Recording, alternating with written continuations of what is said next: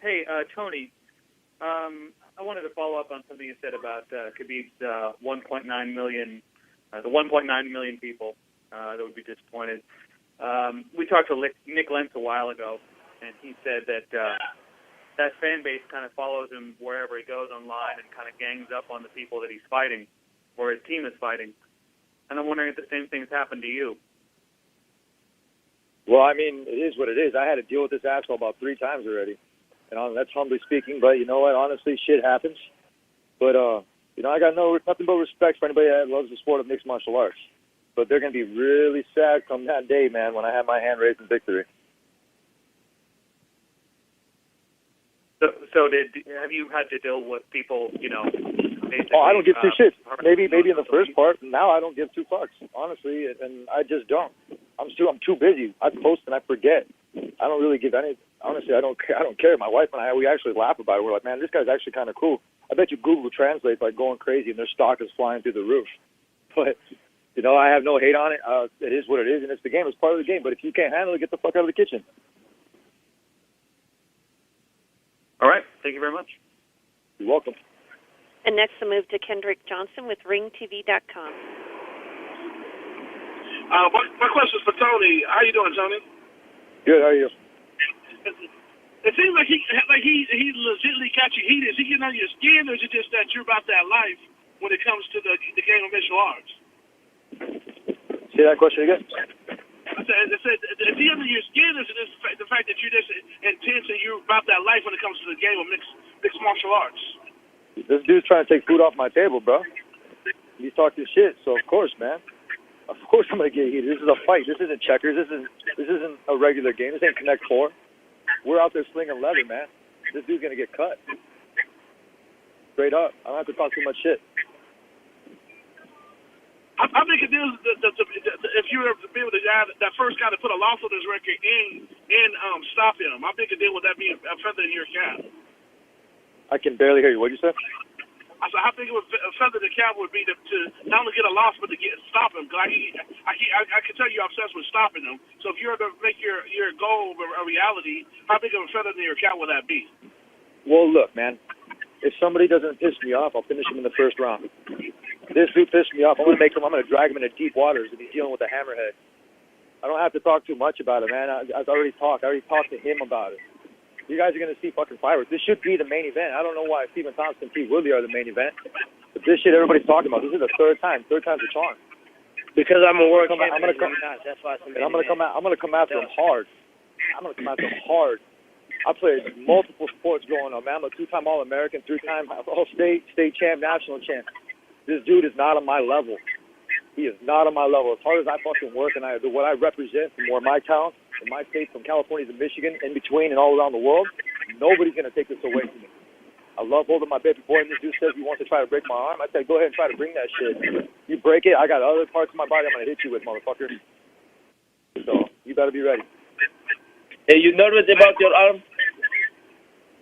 And next we'll move to Heidi Fang with Las Vegas Review-Journal. Hi, my first question is for Tony Ferguson. You've been talking a lot about Conor McGregor running. If you were to get past Khabib Nurmagomedov, then when would you hope to face possibly McGregor and unify the title? I mean, do you think that's something that would happen next? Conor McGregor, obviously, he's in my weight class, and he's trying to avoid me by going over to boxing and whatever. I can care less. This is a man sport that we play. I've been boxing for a long time. I've been with the greatest boxers, been trained by them over in the 805. Robert Garcia is one of my first coaches. Joseph Janik, Victor Ortiz's coach. Now I'm working with Rashad Holloway from Wildcard Boxing. I've been putting in my work and putting in my effort, man. And Khabib and me, we're going to have this war. And whatever Conor does, man, I gave him a pass. I don't have to talk too much shit. He's got his kid coming up. I told him, go spend some of that money, dude. Go do what you got to do and earn that little thing that you got and then come back when you're ready to be a man. And, you know, this is a sport. I'm at 155. Once I'm done with this one, I'll move on, and I'll make sure whoever's next, man, is going to get it. But right now, the fight at hand is Khabib Nurmagomedov for UFC 209 for the interim title, and we're here to do business. You fans are in for a treat. I don't even think you guys know exactly what's going to happen. So much heat is going to be pressed on this, especially when I'm on my way to victory. You have no idea what this is going to bring for the fans, They've been waiting for this fight for 3 times. This is the 3rd time that everybody's been waiting for this fight. Everybody just wants to see it done. I just want to see it done myself. I'm sure Khabib will probably agree with me that he just wants to get this shit over with. Khabib, do you have any response to that? What do you say? I was wondering if you had any response to what Tony said about hoping just to get this over with after the anticipation and build-up of having this fight scheduled 3 times. Yes, the first time I have injured. Second time he has injured. Yes, a lot of people waiting for this fight, you know, and I am number 1, he's number 2. You know, this is real high level. You know, I think, my opinion, this is greatest matchup in lightweight history in UFC. You know, and he's tough guy. I am not easy guy. You know, and March 4, we'll see what happens. But I told you guys a lot of time what I'm gonna do, and we'll see what happens. I don't want to talk too much, you know, about this fight. Everybody knows I make this fight, and Tony knows. You didn't make shit. I make this fight. You didn't make shit. You didn't make shit.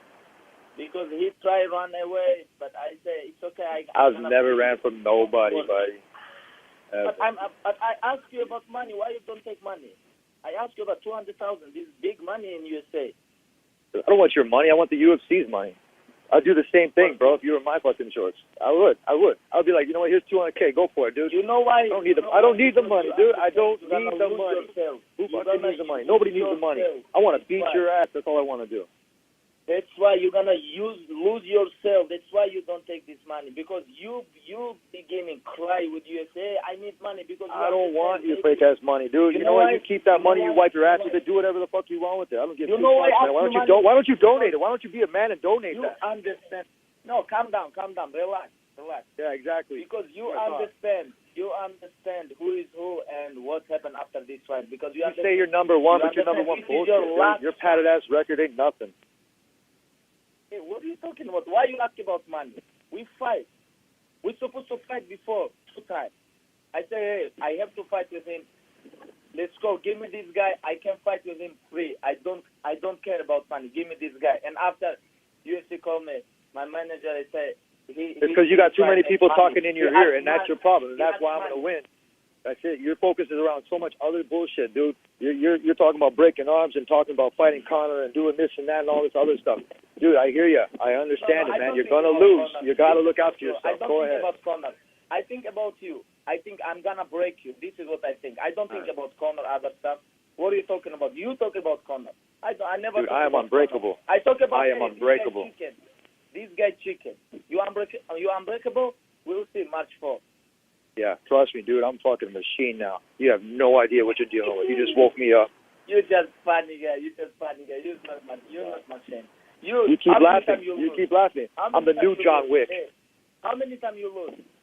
Danny Castillo beat your ass. You remember this? Danny Castillo didn't do shit. He fucking laid on me, dude. I beat his ass, too. Trust me. The only thing he could do was hold on for dear life.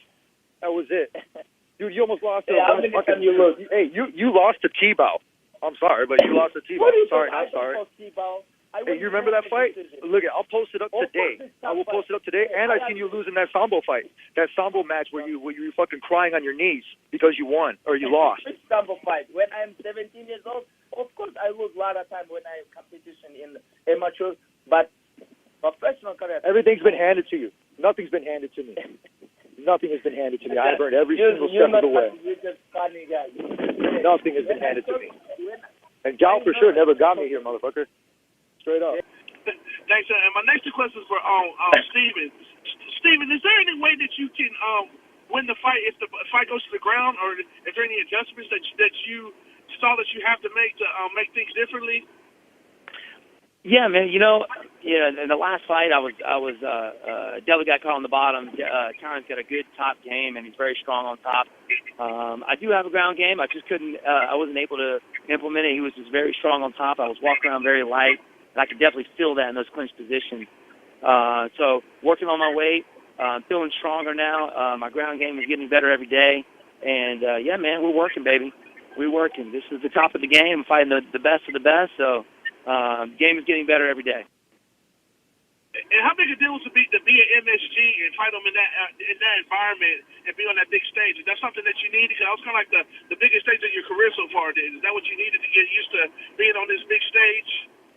Yeah, man. You know what? It was huge for me being at UFC 205, fighting Kyron. Definitely a dream come true, man.